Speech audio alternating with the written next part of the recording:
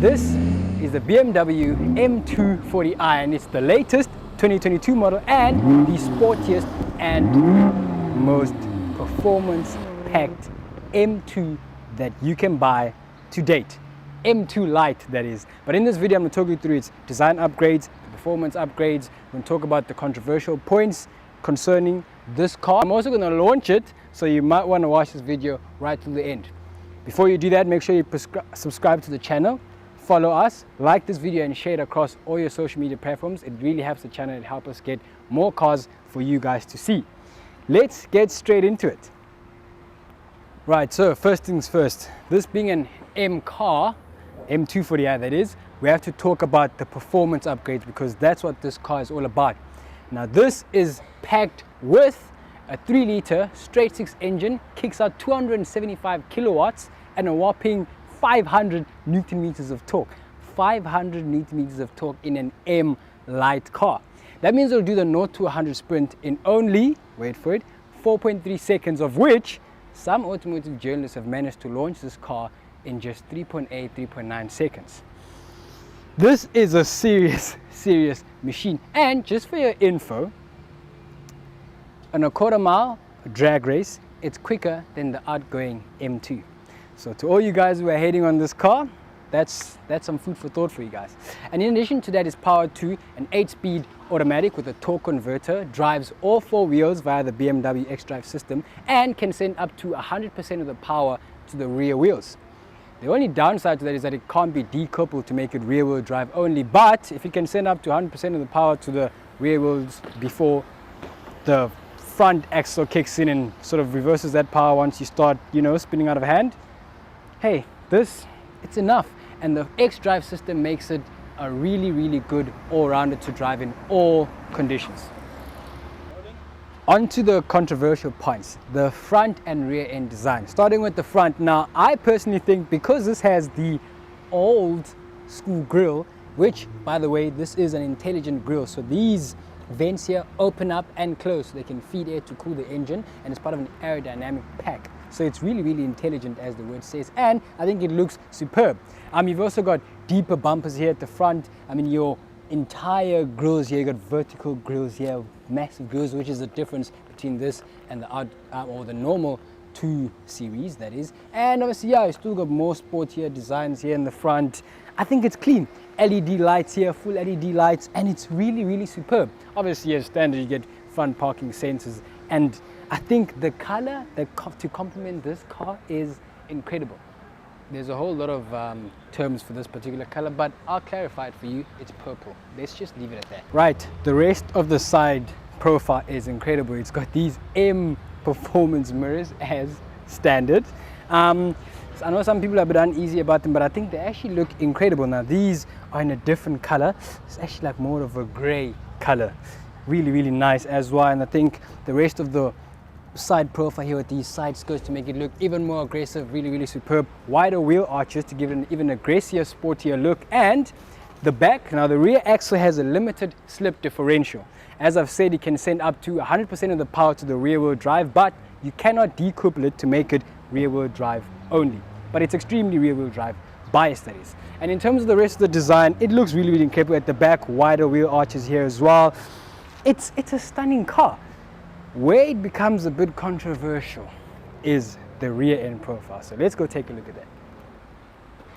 Right, the rear end. Now I know when the images came out in the launch of the M240i, a lot of people were uneasy about it, but when you actually see it in person, I think it's actually quite a decent looking car. It's actually good looking. You've got the boot lid spoiler here at the back, MT240i badge over here, xDrive badge, mind you, an xDrive, which is basically 4-wheel driven. It's got all the options you can think of in this car, and obviously here you've got a rear diffuser like look. I'm not so sure what the idea of this, because I don't think this diffuses any air, but then again, to make up for that, you've got these massive frames for the exhaust here, which look really nice, although there's one exhaust on each side to complete the rear end design. And I think it looks incredible. And in terms of the boot capacity, the boot's actually quite big. I think it's bigger than an RS3's boot. So in terms of practicality, BMW is one up. Really clean design. you can grow to like this, and when you see it in person, it's actually not that bad. I quite like this, and I'm not being biased. I really think this looks good. Now let's jump on the inside and we'll talk about the minor changes, which actually quite a few changes since this is the M240i car. Let's get into it. First impressions, really comfortable place to be in. Now, I had an issue with the outgoing M2. I thought the interior was a little bit dull. I know it was an M2 and it's an M car, but it still has to feel nice. And I think this M240i 2022 model does a brilliant job in terms of giving you the performance and the luxury feel as well. I mean, the seats are comfortable. It's got these seats here as well, supportive. Not as supportive as those you get in the proper M3 and M4 competition, but I mean, this is more comfortable, that is, and it's very easy going, so you can do long miles. And this has got the M badges over here, blue stitching over here as well. Stitching extends all the way to the center console here, along the side of the doors, and even through the seat belt. As you can see, these M colors here, really brilliant. You've also got an M badge here on the M Performance steering wheel, and more M colors here on the side of the doors here. Really well put together. In terms of the center console design, I love this finishing here. It's not carbon fiber, but it looks really nice in general. It extends to the on the dash board here as well. Really nice. I love it in terms of the entertainment and driver's display screens, fully digital. You can't really change the views much, so you can see the maps here, maybe one or two other things, and that's pretty much it. And BMW do this because they are performance or driver focused. That's why BMW is just a driver's car. So yeah, little drama going on there. The more you can focus on driving, and the engine punches out that performance. And in terms of the screen here as well, you can configure different views here. So you can see it's split into 2 or 3 different views here, and it's very responsive. Touchscreen, we can see the weather here, the date, and yeah, you can toggle through and you can see like the maps and stuff. Really accommodative. Like you can see there are different views, car settings as well. And if you go to the sport tier setting, you can see like your G meter readings and all that stuff. They really well put together. Climate controls. I love the buttons, which means it's really easy to use, especially when driving. And it's got the swivel wheel here, which makes it really easy to control. So when you're driving, you know where the buttons are instead of having to fiddle around at the screen. Really easy to use. Multifunctional buttons on the steering wheel as well. And these pedals here, they're not the biggest, but they're okay. Size-wise, they're okay, and they're very responsive. This 8-speed transmission torque converter is blitz, and it's so smooth when driving, and I'm sure you'll see that in the review when we drive it. And I think we've said quite a bit about it. Now, in terms of the rear practicality, not the biggest, but then this is a 2 series, which means 2 people. Hint, nudge. It's supposed to be for 2 people, but you can fit 2 kids, teenagers. Adults, you can, but it's a bit of a squeeze. And in terms of the overall space, headroom is fine. I actually got the seat jacked up because I'm a little short, so I can see over the power dome bonnet here at the front. Overall design, Harman Kardon sound system with more than 12 speakers. Just to show how practical this car is, it's got plenty of storage compartment here. I mean, I've got my wallet, phones and keys here. I've got a USB-C point here as well. Really good. And if you're doing long trips and you're worried about charging, wireless charging, so you can just literally put your phone there. As you can see with the blue light there, my phone's charging right there, and you can just 2 cup holders, another USB-C point charge here, close it up, and you can just go. Don't want to get distracted, you want to just go around that track. And in this engine, brilliant performance engine, you can do so without worrying about plugging in wires and making it look messy. This is a really neat cabin, and it's a really nice place to be in. Speaking of performance, I'm going to launch it from 0 to 100 now. Right, to launch the car, really simple. First, you put the car into its Sport Plus mode, right? And then from there, you press the traction control and put it into Sport Plus traction. It should say Dynamic Traction Control activated. From there, you put it into drive, slap the knob to the left, and from there, you floor the throttle. Make sure the handbrake's all the way down, by the way. Floor the brakes, floor the gas pedal, and we're off. Woof. That's 100, 120, 140. I know the car has grunt. The car has grunt. BMW say it will do it 0 to 100 in 4.3 seconds, but BMW has a reputation of misrepresenting those numbers. Automotive journalists have got it from 0 to 100 in 3.8, some even 3.7 seconds.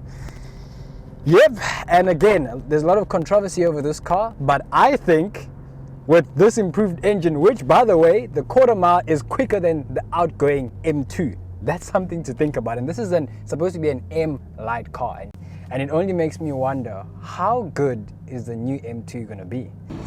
Well, I guess we just have to wait and see. But I mean, even the normal drive, I'm going to shift it myself using the pedal shifts here, and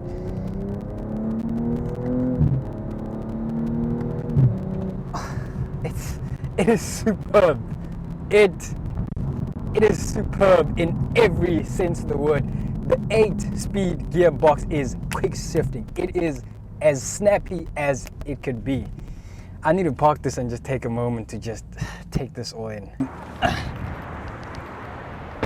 Right, while we wait for the traffic light to turn green, I'm going to talk you through a few things. So, on comfort mode and on eco mode, this is the perfect cruiser for an M light car. And just to give you a bit of, I guess, background information, the plant where they make this and the proper M car is two different plants, which is why the M240i is such a good all-rounder, that is. So in terms of the suspension on comfort, really comfortable. The dampers do really well in terms of soaking up the bumps. And in terms of the engine, the 8-speed gearbox is so smooth. When I mean smooth, there's no lag. It's so snappy when it's shifting, no delays, it just glides. And mind you, this has got the optional 19-inch Michelin tires. Also, I can barely feel a thing. We're just gliding about. So we've got about 4 different modes. We've got eco, comfort, sport plus, and then even the traction control has 2 or 3 different modes. This is a full fat-on M car. That's my personal opinion. Yeah, now you already saw what it's like to launch, and like I said, it's a rocket. It's a rocket. I mean, BMW, again, they always say that their cars they always state them to be slower than what they tend to be, but this is really fun. And even in comfort, if you want to put your foot down, it still responds. The power is always there. It's like it's readily available for you at all times. And yeah, you know, you can never forget. For a second, you can snap out of it when you're cruising at low revs, and the fact that at 1,900 revs you get maximum torque, that means the load and punch on this is really good. And when you're driving in sport, you can hear those pops and bangs every time you let off the gas pedal. It's just simply incredible. In my opinion, I know there's a lot of controversy over this car, but guys, I promise you, until you drive one, you'll never understand. And BMW stands for being the ultimate driver's car. I think that's the difference between Mercedes and BMW and Audi. BMWs are so driver focused. That's why people will complain about their interiors. It's not as good and there's not many different modes to choose from. It's a driver's car, and the quality that you get, the materials in this, it's superb. The center console is solid. The steering wheel, you get an M performance steering wheel as standard. In terms of my personal opinion and star ratings, in its class, I'd give it a 5-star. Hands down.